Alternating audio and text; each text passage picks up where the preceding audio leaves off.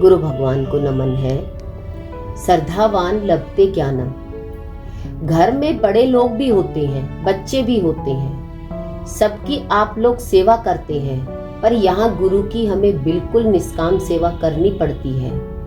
गुरु की सेवा एकदम से निरिच्छा भाव से होनी चाहिए, क्योंकि हमें यहाँ जो अंदर में आनंद और शांति मिलती है उसको बता तो सकते ही नहीं है।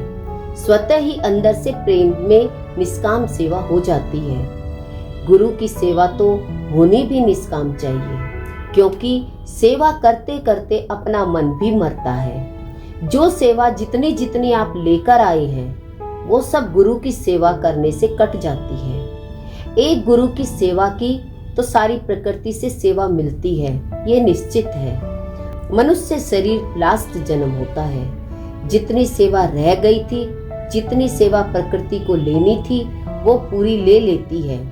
सेवा और नम्रता के साथ साथ पूरा पूरा प्रेम और श्रद्धा हो कि गुरु मेरा भगवान है, उसको शरीर करके कभी नहीं देखना चाहिए। जब गुरु में प्रेम और श्रद्धा है तब उससे ज्ञान के साथ पूरा प्रेम मिलता है।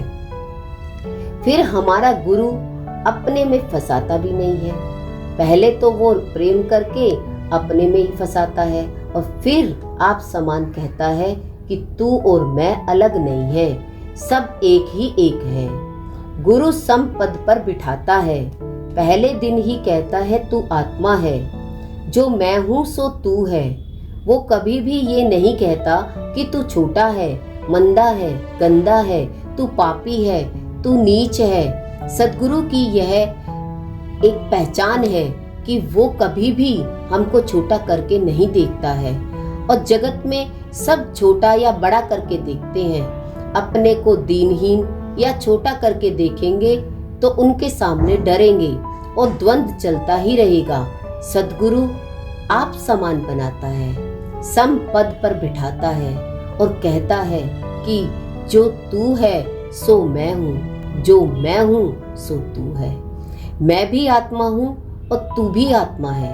यह सुनकर आप लोगों में ताकत आ जाती है, हिम्मत आ जाती है कि अच्छा मैं भी वही हूँ। गुरु जब ऐसा कहता है तो कभी भी छोटा करके नहीं देखता, क्योंकि अगर छोटा करके देखेगा तो आप छोटे ही रह जाएंगे, नीचे ही रह जाएंगे, दास के दास ही बने रह जाएंगे।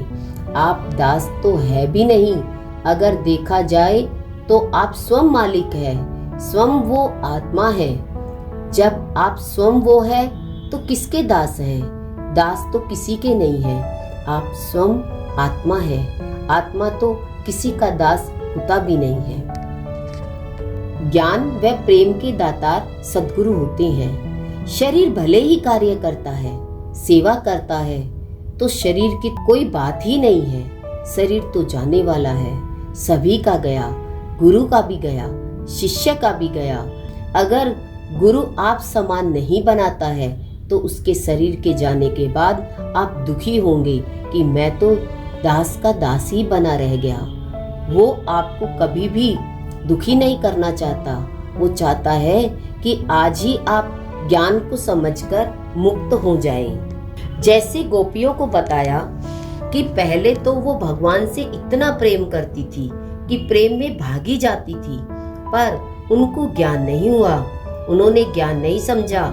इसकी वजह से वो दुखी होती थी। कुछ लोग होते हैं जो ज्ञान नहीं समझते, बस सत्संग में गुरु प्रेम में आते ही रहते हैं, चलते ही रहते हैं, बाद में वो दुखी होते हैं। गोपियों की तरह उद्धव को भगवान ने गोपियों के पास भेजा। उद्धव में बहुत अहंकार था, क्योंकि वो ज्ञानी था, प्रेमी नहीं था, जो सूखा था। गोपियों से तो उद्धव ने प्रेम ग्रहण किया और उनसे गोपियों ने ज्ञान लिया। दोनों को एक दूसरे से मिला।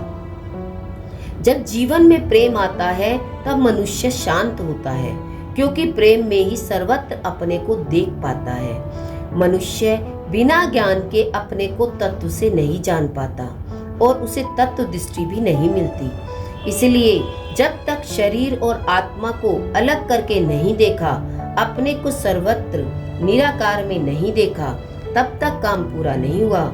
निराकार मतलब जो दिखाई नहीं देता है। इसके लिए सूक्ष्म दृष्टि चाहिए। वो दिखाई देना मुश्किल होता है। जिसको ज्ञान भी है और पूरा प्रेम भी है, उसे भगवान अपना बना लेते हैं। जो पूरा मर के मिटकर पूरा अहम भाव गंवा के आया है, जिसने पूरा अपने को खलास कर दिया है कि मैं कुछ भी नहीं हूँ, बस भगवान ही भगवान है। जिसने कह दिया भगवान मैं तेरा, तो भगवान फिर उसे अपना बना लेता है कि हाँ तू अब मेरा है।